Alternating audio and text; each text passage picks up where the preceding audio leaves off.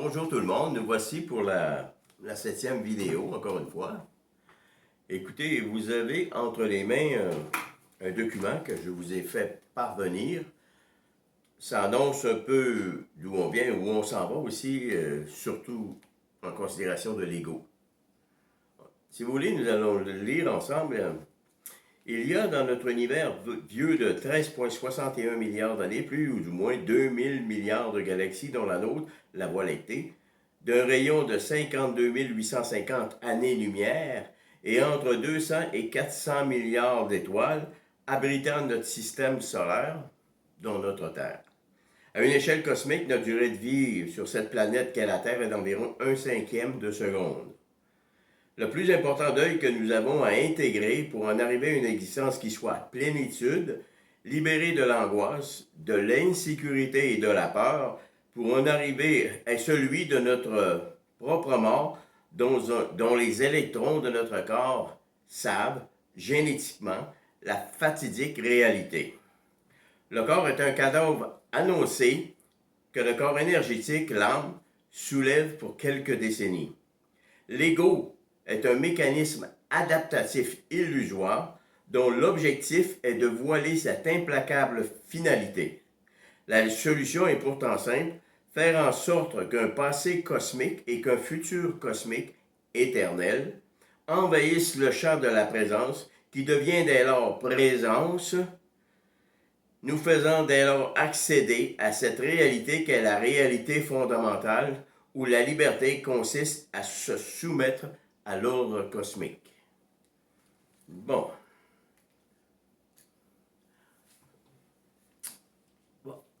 La psychologie nous apprend deux choses. D'abord, on va regarder en partant la question de l'angoisse existentielle et de l'insécurité ontologique. Ontos veut dire être. En partant, il n'y a seulement que l'être humain qui vit une telle insécurité. Et ça, vous le savez déjà, c'est à cause de notre dépendance et notre vulnérabilité. L'humain est le mammifère le plus dépendant. Vous savez, vous avez des enfants, ils partent en moyenne 25, 27, 28, désormais peut-être 30, là, ils vont à l'université. Et bien souvent, ils reviennent avec, après la séparation, un petit enfant ou peu importe. Donc, nous sommes le mammifère. La baleine à bosse garde son baleineau 6 ans. Et nous, vous voyez que c'est beaucoup plus que ça. Donc, c'est pour ça qu'on appelle ça insécurité ontologique. L'angoisse existentielle. Déjà en partant, nos cellules savent la mort qui va nous affecter. Le corps est programmé pour vivre tant d'années. Hein? Le cœur pour battre 4 milliards de coups. Donc, la mort est inscrite en nous. Dès que nous sommes conçus, la mort est là. Okay?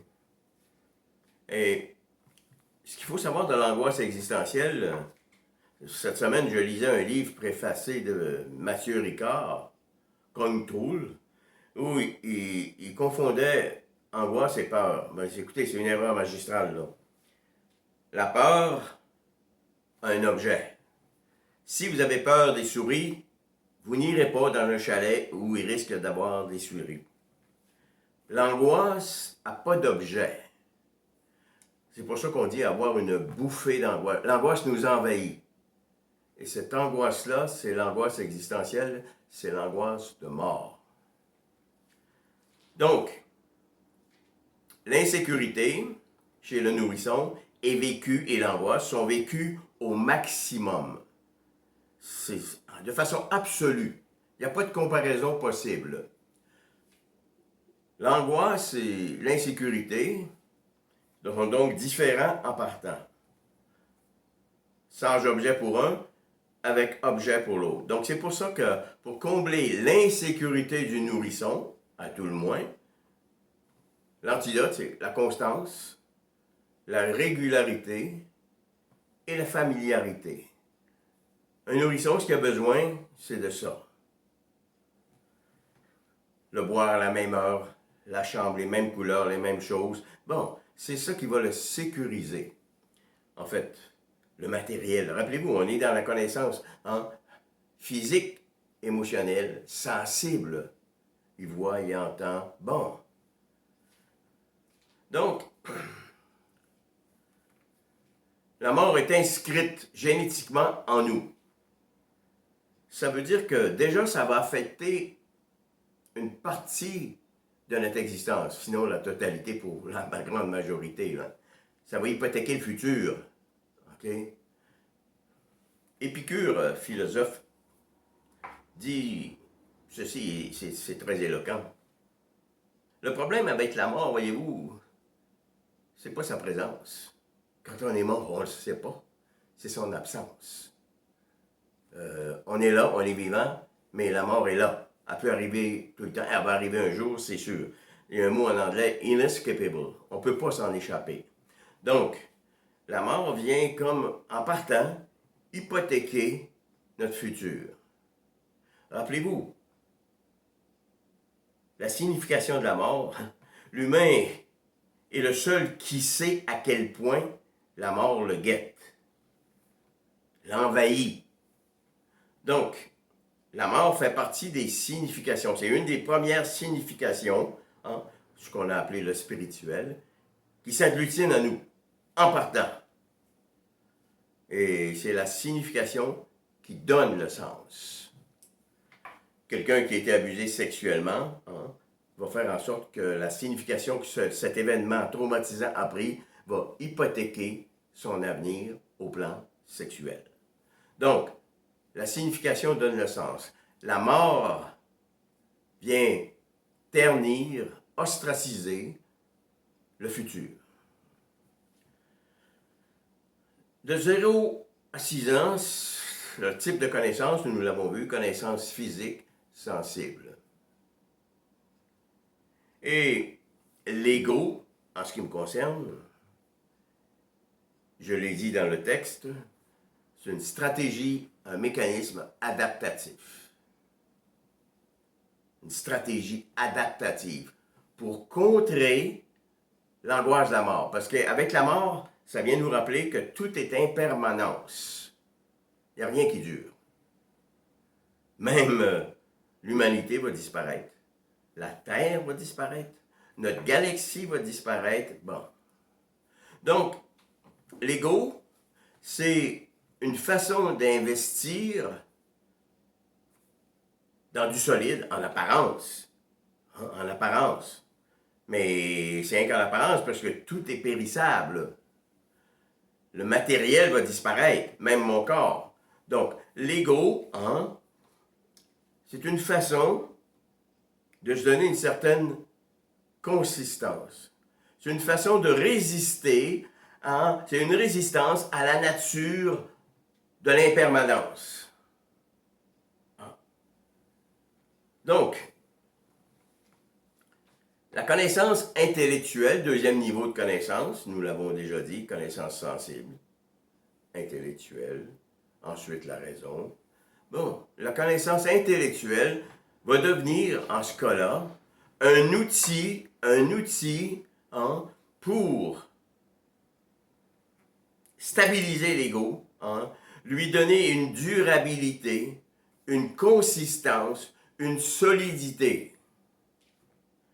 Donc, il y a des gens qui vont se casser la tête là, pour accumuler de l'argent, pour devenir vedette, pour aller acheter l'amour, parce qu'on va le voir, l'ego relève de l'avoir. Je possède ci, j'ai ça, je veux devenir ci. Bon, rappelez-vous, c'est une fausse permanence qu'on va cristalliser dans des objets, dans des personnes. Donc, la connaissance intellectuelle va devenir un outil pour accumuler au plan matériel et aussi au plan spirituel. Parce que l'ego, il y a des niveaux. Oui, au départ, il y a l'angoisse existentielle qui est déjà un problème majeur à intégrer, à régler. Et l'ego, le je, le moi, c'est une façon, on vient de le voir, une stratégie adaptative pour omnibuler, si vous voulez, cette question de la mort, toujours la retarder. Et là, on va investir dans ce qui nous apparaît du solide, du matériel, ainsi de suite. Bon, c'est une façon de se donner un certain contrôle sur l'impermanence, sur notre disparition à tout le moins. Donc, la connaissance intellectuelle devient un outil pour accumuler, si vous voulez, et donner une espèce de consistance au je, au moi. Vous comprenez que c'est une fausse réalité. C'est illusoire. Illusoire. Donc, le je, en partant, va créer une certaine durabilité. Mais là, on va clarifier quelque chose ici. Pour moi, j'ai déjà lu ça quelque part il y a fort longtemps. Il y a un jeu qu'on appelle infrapersonnel.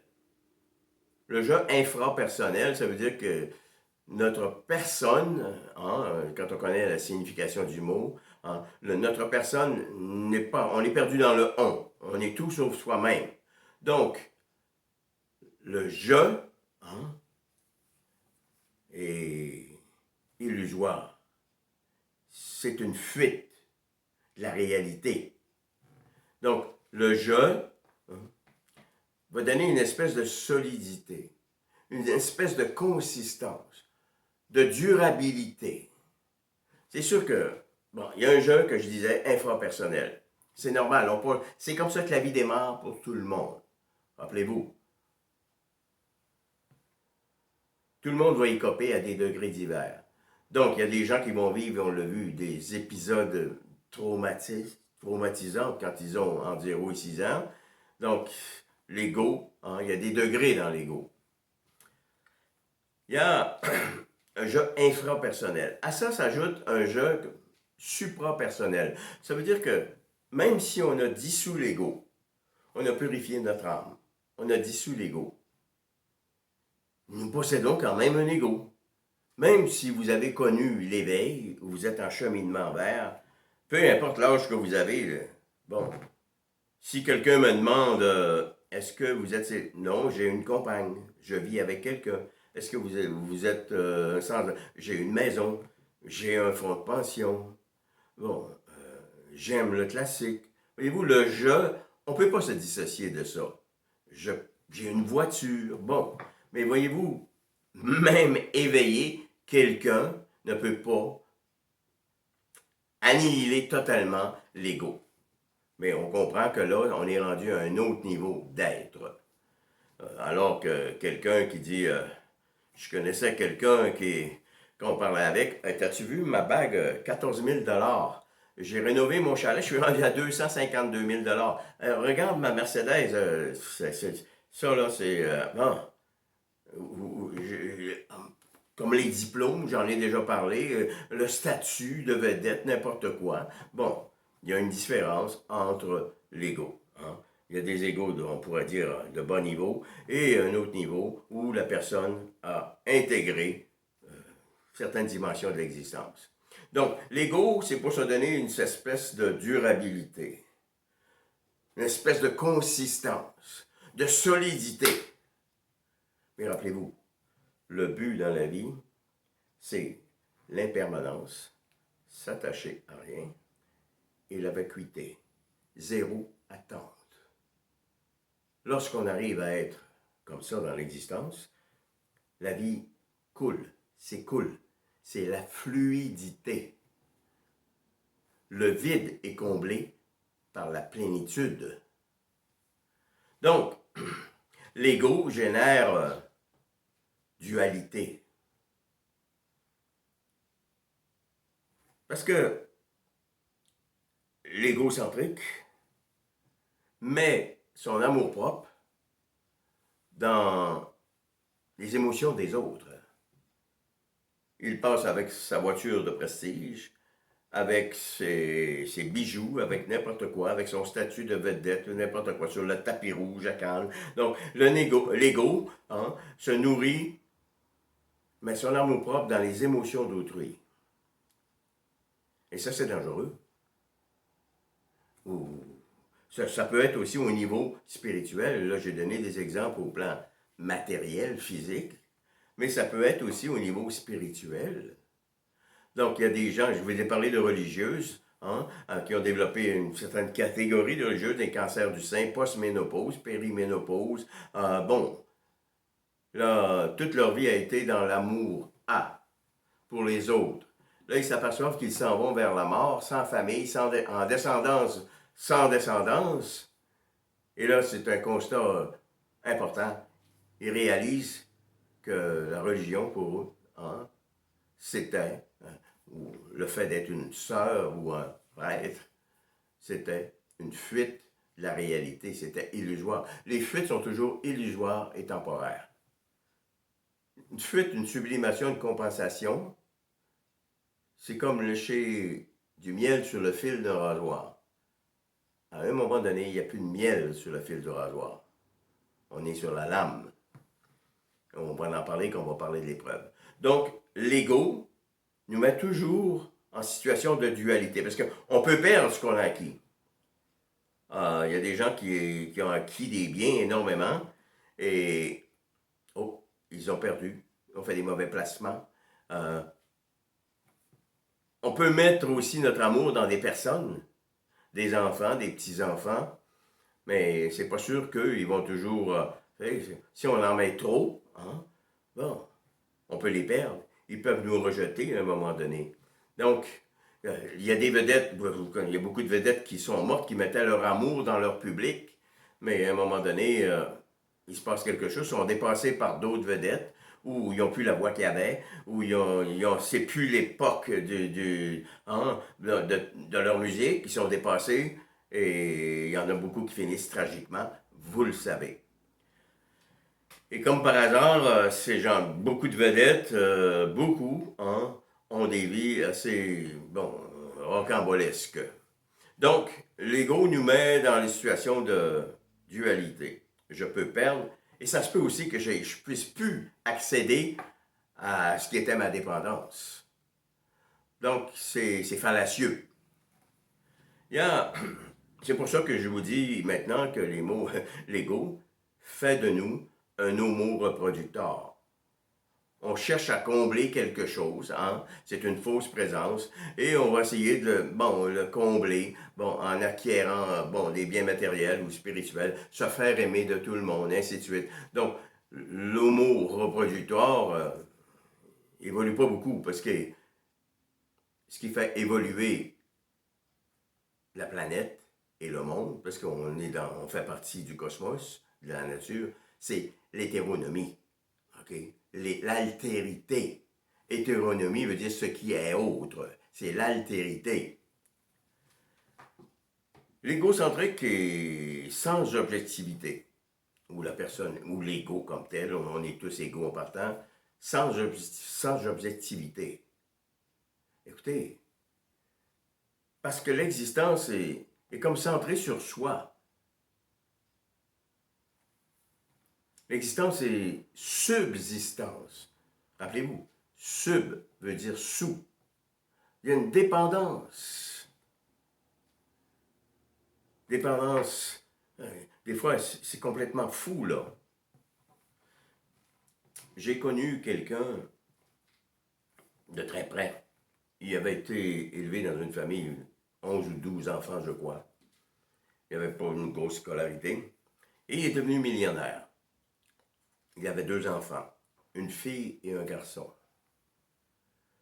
Le garçon est mort il y a quelques années, dans la cinquantaine. Avec la fille, aucune relation. Il a même déshérité. Aucune relation avec, surtout, le conjoint de cette fille-là et la fille même, qui n'acceptait pas la façon dont ses parents se comportaient. Voyez-vous, cet homme,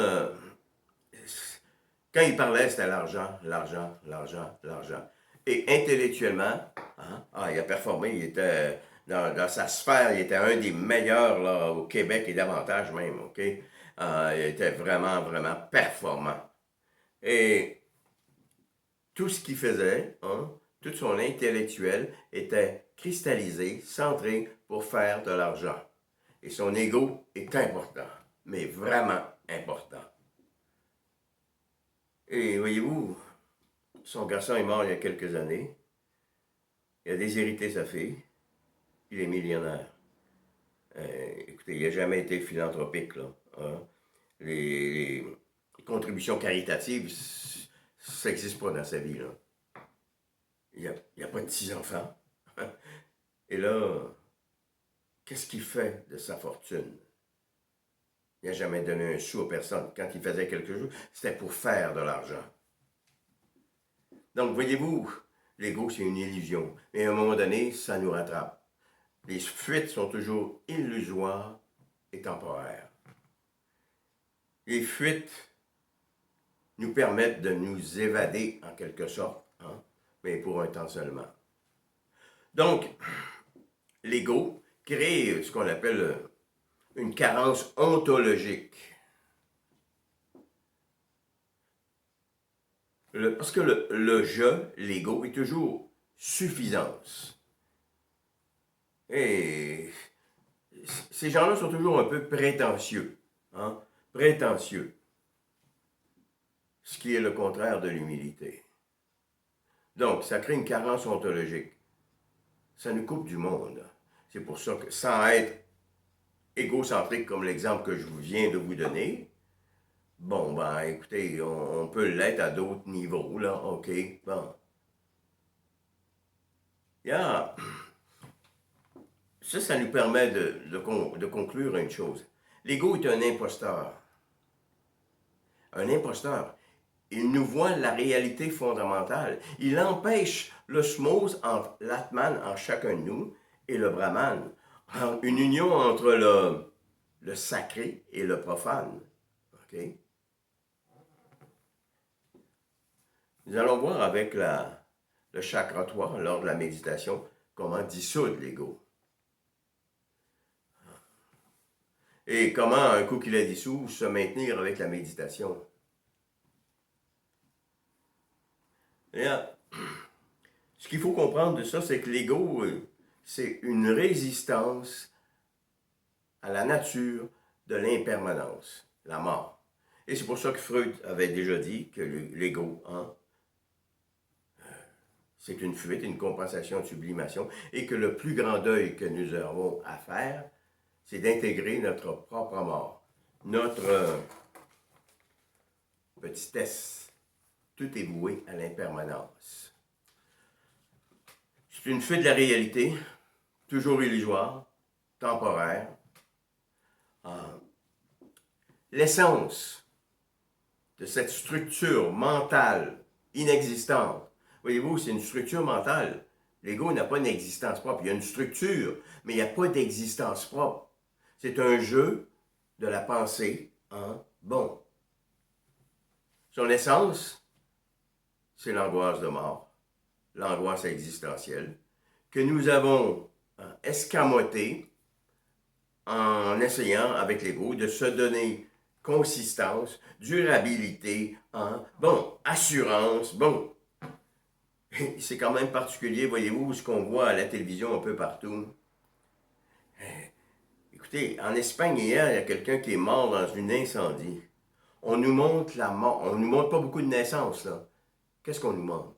C'est la mort. Un cycliste qui s'est fait tuer là. Un autre, il y a eu 3 morts hier aux États-Unis. Il y en a eu en Afghanistan, une femme qui s'est fait égorger. On nous montre la mort. Ça meurt dans le monde. Mais c'est comme si c'était une façon de dire, ben, ouais, nous autres, on ne meurt pas, on est comme immortels.